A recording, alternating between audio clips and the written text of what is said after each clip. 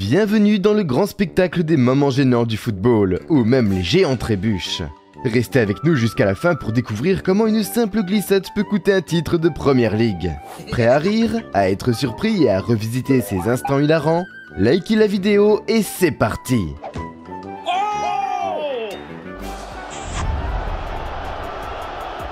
Pour un peu d'action sur le terrain, tournons-nous vers le mondialement célèbre Fahad Khalfan, un homme qui a connu la notoriété pour l'une des erreurs les plus flagrantes de tous les temps. Ce jeune homme de 19 ans, faisant sa deuxième apparition pour l'équipe nationale du Qatar lors des Jeux Asiatiques de 2010, était sur le point de graver son nom dans l'histoire du sport, mais pas de la manière dont il l'aurait pensé. Le match était tendu avec un score verrouillé à 0-0, et les espoirs de son équipe reposaient en partie sur les épaules de Khalfan. Alors que le temps s'écoulait inexorablement, il a eu une opportunité en or. À quelques centimètres du but, sans adversaire à proximité, le monde retenait son souffle alors que Khalfan se préparait à marquer le but décisif. Cependant, dans un tournant digne d'une comédie tragique, il a inexplicablement manqué la cible, laissant son équipe et les supporters à méduser. Depuis lors, Fahad Khalfan n'a pas eu l'occasion de se racheter en arborant les couleurs nationales. Poursuivons sur le thème des ratés, avec peut-être la meilleure tentative d'équipe de l'histoire. En provenance de la deuxième division grecque, les supporters de Veria devraient peut-être réclamer une indemnisation pour les lacunes de leur équipe devant le but lors de cet épisode. Tout simplement, personne n'est capable de transformer le ballon dans les filets. Montez le volume pour cette vidéo, car les soupirs désespérés de la foule complètent vraiment le tableau, alors que de multiples tirs sont dirigés vers le but.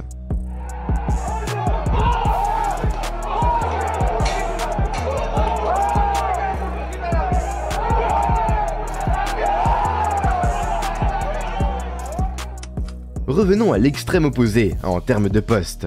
Les gardiens de but sont capables de certains des moments les plus embarrassants. Une erreur mémorable provient de la Première Ligue et implique le gardien de but finlandais Peter Enkelman. Comme le montre cette vidéo, lors d'un match de derby des Midlands contre Birmingham, le match le plus important de la saison pour son équipe, Enkelman commet l'erreur ultime. Sa bévue provoque le chaos parmi les supporters de Birmingham derrière lui, débordant même sur le terrain devant lui. Sur une note distincte, le Finlandais a remarquablement bien réussi à garder son calme et à ne pas mettre à terre aucun de ses antagonistes. Un détail à part, soulignant que même dans les moments les plus embarrassants, la réaction de sang-froid du gardien peut parfois surprendre. L'un des personnages les plus excentriques de l'histoire du football a commis une erreur sur la plus grande scène qui soit, lors de la Coupe du Monde de 1990. Le gardien colombien René Higuita était toujours désireux de jouer en tant que libéro, en plus de son rôle habituel dans les cages, un désir qui a eu des conséquences désastreuses dans cet extrait. Sa bévue a conduit à l'élimination de la Colombie du tournoi face à l'outsider camerounais, évoluant pour une nation galvanisée par certains des supporters les plus fanatiques du football. Le choix de cette tactique par Higuita n'était sûrement pas la décision la plus sage. À peine 4 ans plus tard, un supporter colombien abattait le défenseur Andrés Escobar pour avoir marqué un but contre son camp lors de la Coupe du Monde de 1994. Cependant, sans se laisser décourager, Higuita a toujours continué avec ses acrobaties flamboyantes, réalisant même un scorpion kick un an après la mort de son coéquipier en 1995. Peut-être s'agissait-il d'un geste délibéré pour effacer les souvenirs douloureux de 1990. Redknapp. Goodness me, have you ever seen anything like that in your life from a goalkeeper? Le désarroi de la France à la Coupe du Monde 2010 demeure une page embarrassante dans l'histoire du football français. Bien que leur sortie de la Coupe du Monde 2002, marquée par une défaite choquante contre le Sénégal, ait flirté avec l'inclusion sur cette liste, c'est l'ensemble de leurs prestations à la Coupe du Monde 2010 qui s'est transformé en un spectacle chaotique, suscitant amusement et incrédulité chez le reste du monde. Dotée d'une équipe composée de superstars, la qualification de la France n'a pas échappé à la controverse, naissant d'un but contestable marqué contre l'Irlande après une évidente main de Thierry Henry.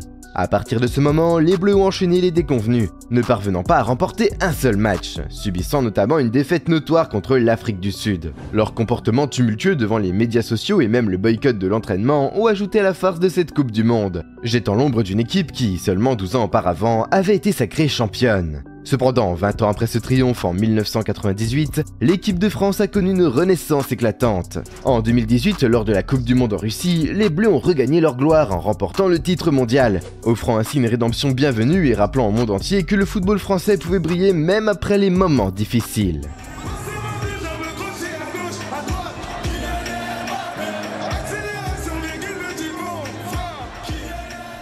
L'affaire Ryan Giggs a jeté une ombre sur la fin de la carrière de l'icône du football. Ce scénario digne d'un drame a tourné autour d'une injonction mystérieuse visant à dissimuler une liaison.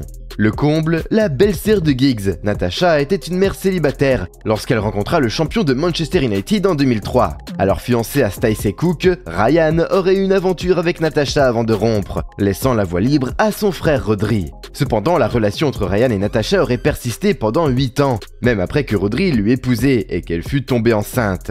Même après la naissance du deuxième enfant de Ryan avec Stacey, il aurait poursuivi sa relation avec Natasha, comme elle l'a récemment confirmé. La vie amoureuse de Giggs, un vrai feuilleton. How was the affair with Ryan conducted? I mean, where did you go? How did you keep it secret?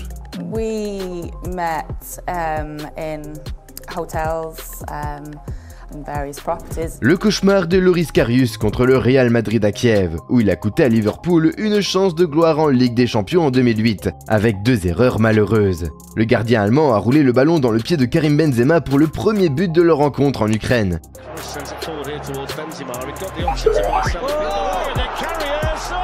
Puis a permis à Gareth Bale de marquer un second but avec ce qui aurait dû être un arrêt facile. Karius s'est immédiatement excusé pour ses erreurs sur les réseaux sociaux. Il a été défendu par ses coéquipiers et l'entraîneur des Reds, Jürgen Klopp, à la suite de la finale. Karius a été raillé dans le monde entier pour ses erreurs en finale de la Ligue des Champions. Depuis, il a rejoint Beşiktaş en Turquie et il évolue actuellement sous les couleurs de Newcastle United, où il s'efforce de restaurer l'image qu'il avait lorsqu'il jouait pour Liverpool.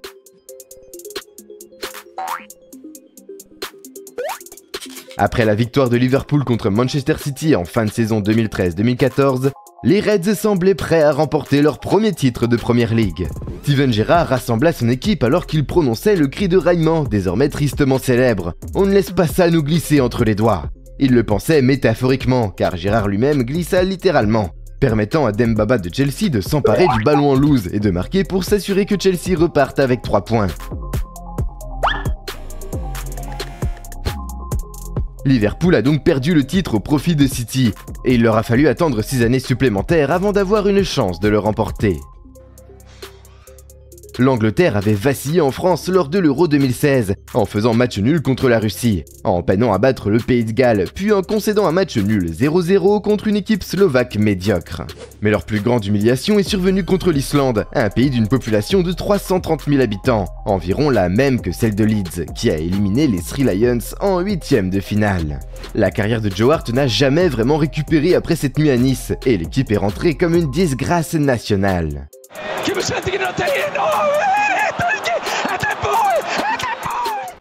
Alors imaginez Kevin Keegan, le chef d'orchestre des émotions, dans un costume de manager. Et là, Sir Alex Ferguson, le magicien des jeux psychologiques, tire les ficelles dans l'ombre. Qu'est-ce qui a enflammé Keegan? Juste quelques mots maladroits de Ferguson, suggérant que les équipes se donnaient à fond contre Manchester United. Keegan, toujours dans le rouge côté passion, ne pouvait pas laisser ça passer. L'interview était un brouillon d'émotions. We're still fighting for this title, and he's got to go to Middlesbrough and get something. And I'll tell you, honestly, I will love it if we beat them. Love it. Frustration, incrédulité et une pointe de colère juste comme il faut. Mais malheureusement pour Newcastle, les vœux ardents de Keegan n'ont pas suffi. Et Manchester United a fini par remporter le trophée de la Premier League cette saison-là.